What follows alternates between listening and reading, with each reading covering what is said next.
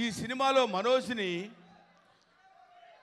దశరథ గారు చాలా సాఫ్ట్గా, క్వైట్గా, కామ్గా ఇలాంటి కళ్ళజోడు పెట్టుకుని, నేను ఇంతవరకు ఎప్పుడు మనోజ్ సినిమాలు ఎక్కడ ఏ సినిమాల్లో ఇంత సాఫ్ట్గా, ఇంత నీట్గా, ఇంత బ్యాలెన్స్డ్గా యాక్ట్ చేసిన సినిమా నేను చూడలేదు.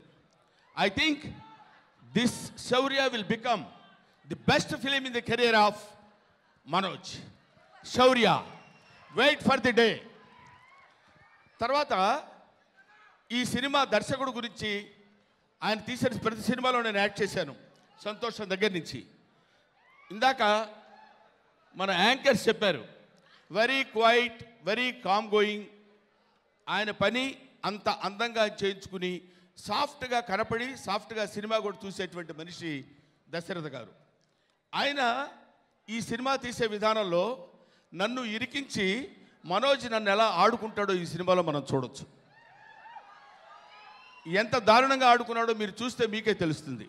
ఇంతటి అద్భుతమైనటువంటి ఈ వాతావరణం అది చూస్తుంటే ఇది ఆడియో ఫంక్షన్లా లేదు, 100 days ఫంక్షన్లా ఉంది. ఇది డెఫినెట్గా 100 days ఫంక్షన్ జరుపుకోవాలని కోరుకుంటున్నాను. చివరిగా ఒక ముక్క చెప్పాలని, శివకుమార్ నాకు ఎక్కువ పరిచయం లేదు, చాలా 2-3 సార్లు మాత్రమే కలుసుకున్నాం, ఒకసారి మాట్లాడుకున్నాం. లాస్ట్ డే షూటింగ్ జరిగేటప్పుడు నా దగ్గరికి వచ్చి ఆయన ఒక్కటే ఒక మాట అన్నాడు, ఈ ఫంక్షన్కి నేను డెఫినెట్గా వెళ్ళి తీరాలని ఈ మాట చెప్పడం కోసమే నేను ఇక్కడికి వచ్చాను.